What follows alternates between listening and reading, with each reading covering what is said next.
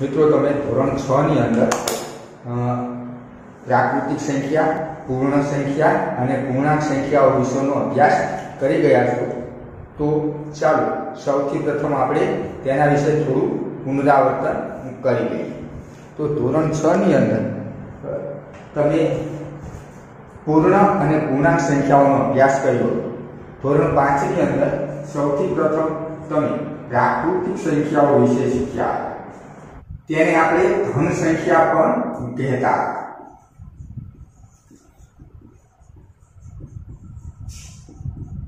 कारण के प्राकृतिक संख्यानी शरूआत 1 थी थाय, एटले के सौथी नानी प्राकृतिक संख्या 1 छे अने त्यारबाद प्राकृतिक संख्याओ अनंत सुधी विस्तरेली छे, एटले के तेनो अंत आवतो नथी। माटे सौथी नानी प्राकृतिक संख्या 1 छे, ज्यारे मोटी प्राकृतिक संख्या मळे नहीं, कारण के ते अनंत छे। आगळ ने आगळ तेनुं विस्तरण थतुं ज जाय छे, एटले एनो अंत आवतो नथी। माटे सौथी मोटी प्राकृतिक संख्या मळती नथी।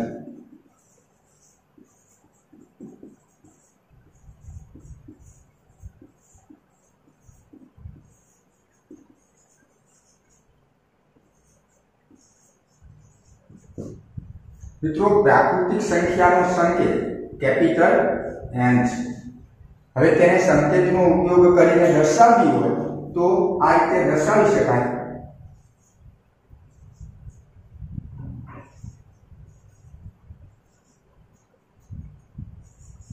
तमे जोई शको छो के प्राकृतिक संख्या नो संकेत एन शरूआत 1 थी थाय, एटले सौथी नानी प्राकृतिक संख्या 1, सौथी प्रथम प्राकृतिक संख्या 1, त्यारबाद 1, 2, 3, 4 अनंत सुधी विस्तरेली छे।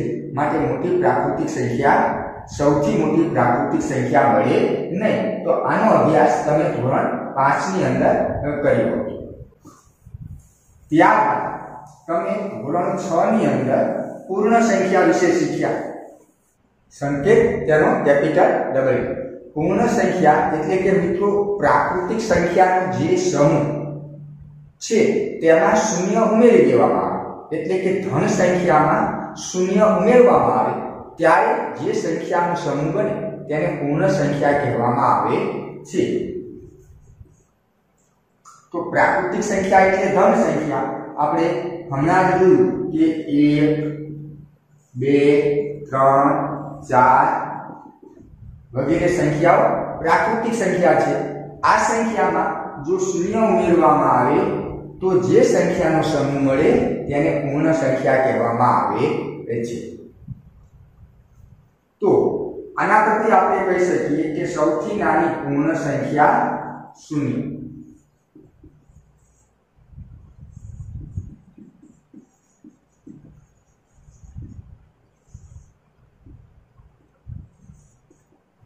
सौथी नानी पूर्ण संख्या 0 અને સૌથી મોટી પૂર્ણ સંખ્યા ન મળે। જે રીતે પ્રાકૃતિક સંખ્યાનો સંકેત કેપિટલ N હતો તે જ રીતે પૂર્ણ સંખ્યાનો સંકેત કેપિટલ W છે। તેનો ઉપયોગ કરી આપણે તેને દર્શાવવું હોય તો W બરાબર 0 1 2 3 4 ડેશ ડેશ ડેશ, એટલે કે અનંત સુધી पूर्ण संख्या पण विस्तरेली छे। અહીં આપણે જોઈ શકીએ છીએ કે પૂર્ણ સંખ્યામાં બે પ્રકારની સંખ્યાનો સમાવેશ થાય છે, એક ધન પૂર્ણાંક અને બીજા શૂન્ય પૂર્ણાંક। આ ધન પૂર્ણાંકને આપણે પ્રાકૃતિક સંખ્યા તરીકે અગાઉ ઓળખી ચૂક્યા છીએ। તો પૂર્ણ સંખ્યામાં પ્રાકૃતિક સંખ્યા આવતી હોવાથી પ્રાકૃતિક સંખ્યાને પૂર્ણ સંખ્યા કહી શકાય। પરંતુ प्राकृतिक संख्या में शून्य नो समावेश थतो नथी। प्राकृतिक संख्या में शून्य नो समावेश थतो नथी, माटे पूर्ण संख्या ने प्राकृतिक संख्या कही शकाय नहीं। आना विषय पण आपणे धोरण 6 ની અંદર શીખી ગયા। મિત્રો ત્યારબાદ ધોરણ 6 ની અંદર તમે શીખ્યા હતા પૂર્ણાંક સંખ્યા। તેનો સંકેત कैपिटल Z છે। પરંતુ પૂર્ણાંક સંખ્યાની અંદર 3 પ્રકારની સંખ્યાનો સમાવેશ થાય છે તે તમે ધોરણ 6 ની અંદર શીખી ગયા છો. ઋણ પૂર્ણાંક,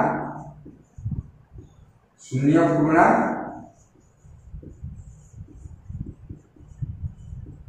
અને ધન પૂર્ણાંક. એટલે કે પ્રાકૃતિક સંખ્યામાં ધન પૂર્ણાંકમાં શૂન્ય ઉમેરવામાં આવે ત્યારે જે સંખ્યાનો સમૂહ મળે તેને પૂર્ણ સંખ્યા કહેવામાં આવે, અને તે સમૂહમાં જો ઋણ પૂર્ણાંક ઉમેરવામાં આવે ત્યારે જે સંખ્યાનો સમૂહ મળે તેને પૂર્ણાંક સંખ્યાઓ કહેવામાં આવે છે.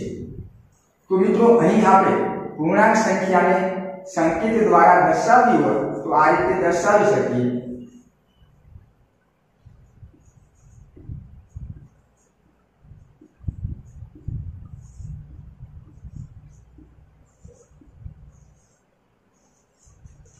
તમે અહીં જોઈ શકો છો કે પૂર્ણાંક સંખ્યા મેં ડાબી બાજુએ ઋણ પૂર્ણાંક લખેલા છે, વચ્ચે શૂન્ય, અને જમણી બાજુએ ધન પૂર્ણાંક લખેલા છે. તો અહીં જમણી બાજુએ ધન પૂર્ણાંક અનંત સુધી વિસ્તરેલા છે અને ડાબી બાજુએ ઋણ પૂર્ણાંક પણ અનંત સુધી વિસ્તરેલા છે. માટે અહીં પૂર્ણાંક સંખ્યામાં સૌથી મોટી કે સૌથી નાની સંખ્યા મળતી નથી.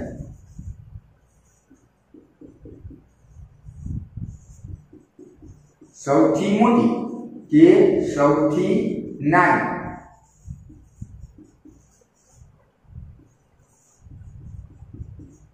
પૂર્ણાંક સંખ્યાઓ ન મળે.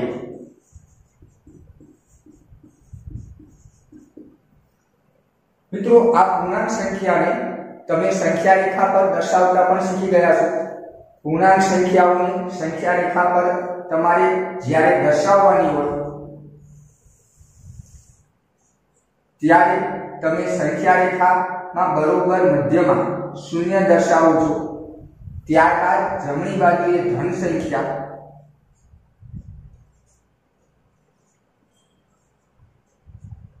અને ડાબી બાજુએ ઋણ સંખ્યા આપણે દર્શાવીએ છીએ.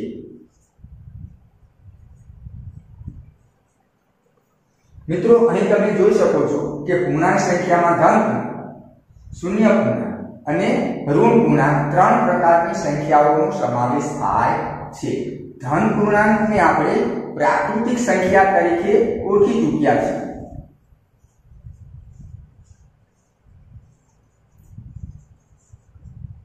માટે પ્રાકૃતિક સંખ્યાને પૂર્ણાંક સંખ્યા કહી શકાય.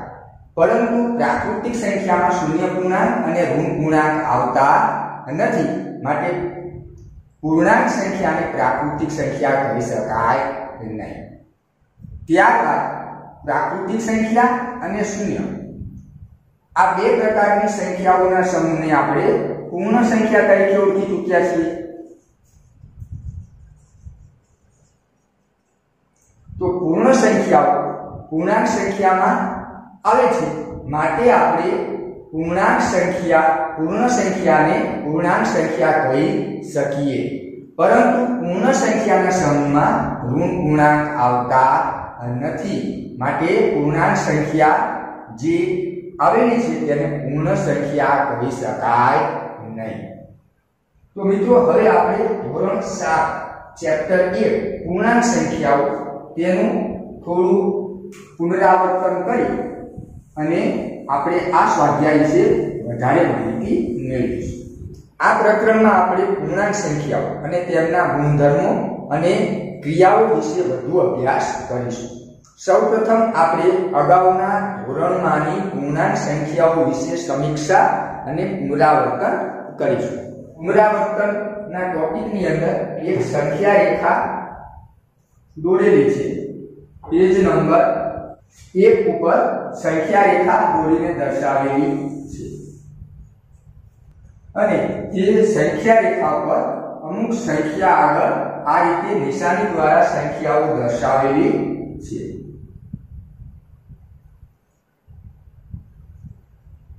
એટલે કે સંખ્યા રેખા પર -1, -5 અને 3 આ ત્રણ સંખ્યાઓ સંખ્યા રેખા પર દર્શાવેલી છે અને તેને ચડતા ક્રમમાં લખવાનું તમને કહ્યું છે અને નીચે ચડતા ક્રમમાં સંખ્યાઓ લખીને આપે છે.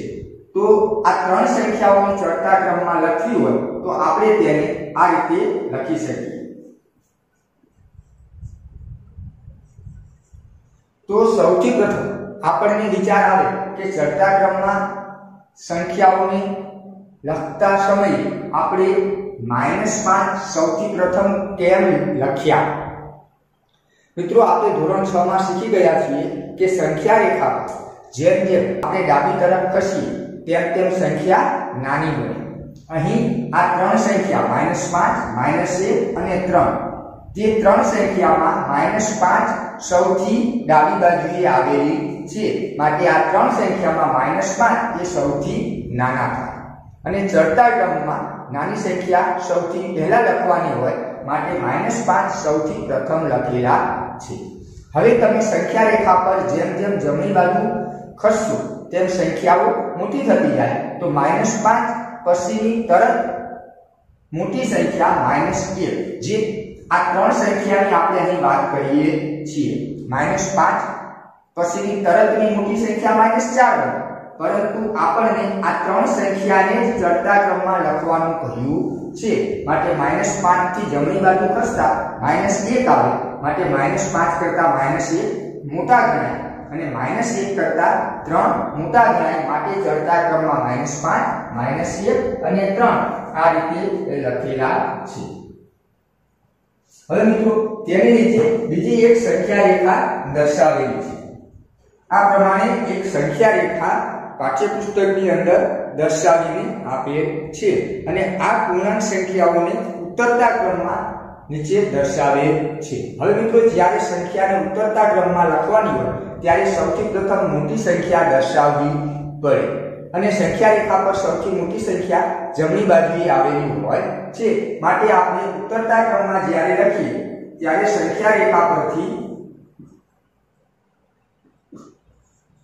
જમણી બાજુથી લખવાની શરૂઆત કરવી જોઈએ, કારણ કે સંખ્યા રેખા પર જમણી બાજુએ ખસતા જઈએ તેમ તેમ આપણને મોટી સંખ્યા મળે છે. તો સૌથી પ્રથમ 14 સૌથી મોટી સંખ્યા છે, ત્યારબાદ 8, ત્યારબાદ 3, 0, -4, -9 અને -16.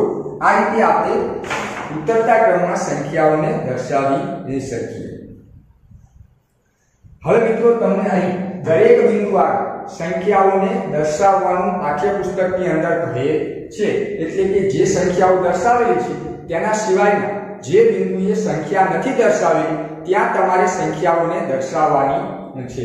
તો મિત્રો, આપણને ખ્યાલ જ છે કે 0 થી જમણી બાજુએ એક એકમ ખસીએ ત્યારે આપણને +1 મળે, ત્યારબાદ બીજો એક એકમ ખસીએ ત્યારે +2 મળે. તો 0 થી શરૂઆત કરીશું તો પ્રથમ એકમે આપણને 1 મળશે, ત્યાર પછીના અંતરે 2, 3 દર્શાવેલા છે, ત્યાર પછીના એકમ અંતરે 4, પછીના એકમ અંતરે 5, પછીના એકમ અંતરે 6, પછીના એકમ અંતરે 7, 8 પછીના એક એકમ અંતરે 9, 9 પછીના એક એકમ અંતરે 10, ત્યારબાદ 11, 12, 13, 14 અને આગળ તમે સંખ્યાઓ દર્શાવી શકશો.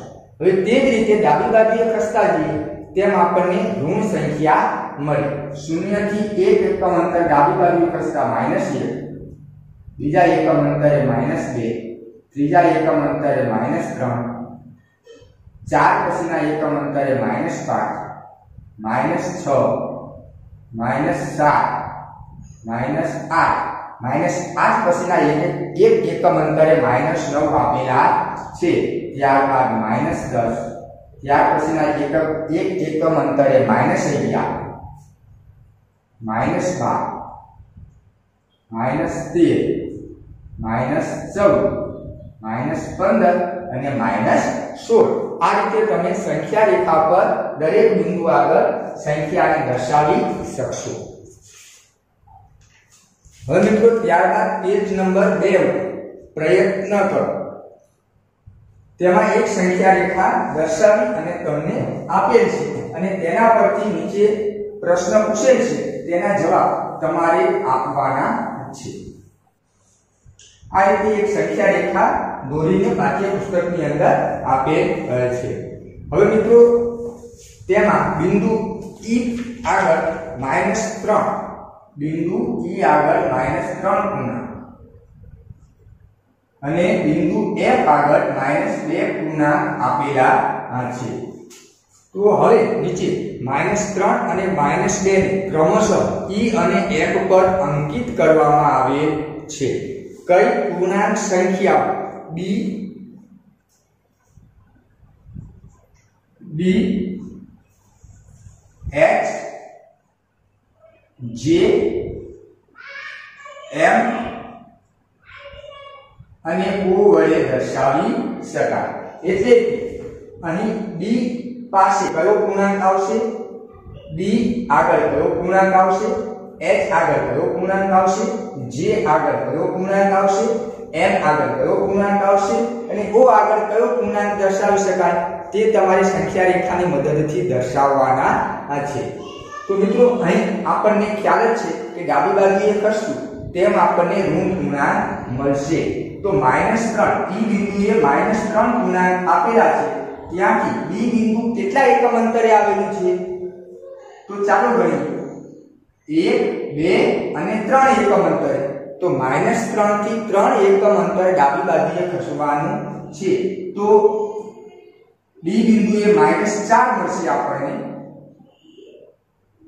C બિંદુએ -5 અને D બિંદુએ -6 પૂર્ણાંક આપણને મળે। તો B બિંદુ આગળ આપણે -6 પૂર્ણાંક દર્શાવી શકીએ અને D બિંદુએ -4 પૂર્ણાંક દર્શાવી શકીએ।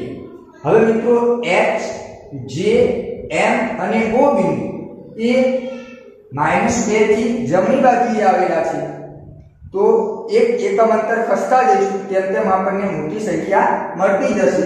-2 થી G બિંદુ આગળ જમણી બાજુએ એક એકમ અંતર ખસતા -1 મળશે।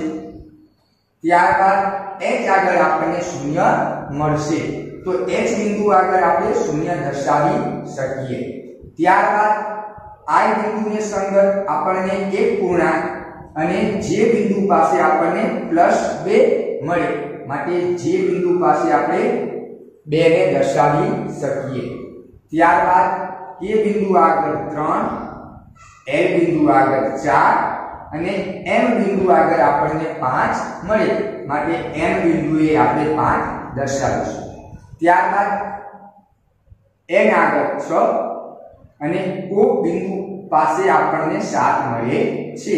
તો O બિંદુ પાસે આપણે 7 દર્શાવી શકીએ।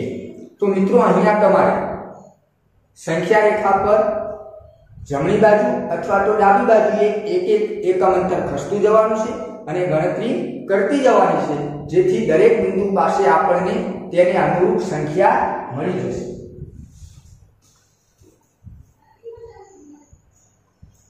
હવે બીજો પ્રશ્ન નીચે પૂછેલો છે કે 2, 7, -5, 4, 0 અને -4 ને ચડતા ક્રમમાં ગોઠવી તેને સંખ્યા રેખા પર દર્શાવીને તમારો જવાબ ચકાસો।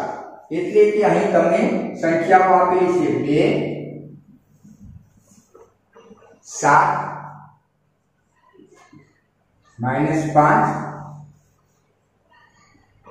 4, 0 અને -4। આ સંખ્યાઓને ચડતા ક્રમમાં ગોઠવવાની છે અને ત્યારબાદ સંખ્યા રેખા પર દર્શાવી અને તમારે ચકાસવાનું છે કે જેમ જેમ સંખ્યા મોટી થાય તેમ આપણે જમણી બાજુએ ખસીએ તેમ તેમ આપણને સંખ્યા મોટી મળે છે। તો મિત્રો જ્યારે ચડતા ક્રમમાં સંખ્યાને ગોઠવવાની હોય ત્યારે સૌથી પ્રથમ નાની સંખ્યા લખવી પડે। અહીં મિત્રો 3 પ્રકારની સંખ્યા આપેલી છે: ધન પૂર્ણાંક, ઋણ પૂર્ણાંક અને શૂન્ય। ધન પૂર્ણાંક અને ઋણ પૂર્ણાંકમાં ઋણ પૂર્ણાંક નાના કહેવાય, શૂન્ય પૂર્ણાંક કરતા પણ ઋણ પૂર્ણાંક નાના છે, માટે સૌથી પ્રથમ આપણે ઋણ પૂર્ણાંક દર્શાવવા જોઈએ। અહીં 2 ઋણ પૂર્ણાંક આપેલા છે, -5 અને -4। હવે આ બે સંખ્યામાંથી કઈ સંખ્યાના? તો સંખ્યા રેખા પર -5 અને -4 એમાં ડાબી બાજુએ કઈ સંખ્યા આવશે અને જમણી બાજુએ કઈ સંખ્યા આવશે? તમે ધોરણ 6 ની અંદર શીખી ગયા છો કે ડાબી બાજુએ જે સંખ્યા આવે તે સંખ્યા નાની અને જમણી બાજુએ જે સંખ્યા આવે તે સંખ્યા મોટી. તો અહીં -5 ડાબી બાજુએ આવશે, માટે -5 સૌથી નાના છે. તો સૌથી પ્રથમ આપણે -5 દર્શાવીશું, ત્યારબાદ -4. હવે મિત્રો ઋણ પૂર્ણાંક કરતા શૂન્ય પૂર્ણાંક મોટા અને ધન પૂર્ણાંક કરતા શૂન્ય પૂર્ણાંક નાના. તો હવે આપણે શૂન્ય દર્શાવીશું. ત્યારબાદ ધન પૂર્ણાંકમાં 2, 7 અને 4 ત્રણ સંખ્યામાંથી 2 સૌથી નાના છે કારણ કે તે ડાબી બાજુએ આવે છે. ત્યારબાદ 4 અને ત્યારબાદ 7 દર્શાવી શકાય. તો આ રીતે આપણે ચડતા ક્રમમાં સંખ્યાઓને દર્શાવી શકીએ. હવે આ સંખ્યાઓને સંખ્યા રેખા પર દર્શાવવી હોય તો મધ્યમાં 0, ત્યારબાદ ધન પૂર્ણાંક જમણી બાજુએ આવે તો 0 પછી 2 પૂર્ણાંક આપેલા છે તો 0 પછી 2 એકમ અંતરે 2 મળે તો પ્રથમ એકમ અંતર અને બીજા એકમ અંતરે 2 મળશે. ત્યારબાદ 4 આપેલા છે તો ત્રીજા એકમ અંતરે 3, ચોથા એકમ અંતરે 4, પાંચમા એકમ અંતરે 5, છઠ્ઠા એકમ અંતરે 6 અને સાતમા એકમ અંતરે 7 મળે. આપણે અગાઉ પણ શીખી ગયા છીએ કે દરેક એકમ અંતરે સંખ્યા લખવાની જરૂરિયાત નથી. ડાબી બાજુએ આપણને ઋણ પૂર્ણાંક મળે, 4 એકમ અંતરે ડાબી બાજુએ -4 મળશે, એક એકમ અંતરે -1, બીજા એકમ અંતરે -2, -3 ને -4. ત્યારબાદ એક એકમ અંતરે -5. તો મિત્રો અહીં પણ તમે જોઈ શકો છો કે ચડતા ક્રમમાં જે સંખ્યા દર્શાવેલી હતી સૌથી પ્રથમ ડાબી બાજુએ આવેલી સંખ્યા લખેલી હતી, એટલે કે ડાબી બાજુએ આવેલી સંખ્યા સૌથી નાની ગણાય, માટે ડાબી બાજુથી આપણે જમણી બાજુની તરફની સંખ્યા લખેલી છે. એટલે કે જેમ જેમ જમણી બાજુએ ખસીએ તેમ તેમ સંખ્યા મોટી થાય છે.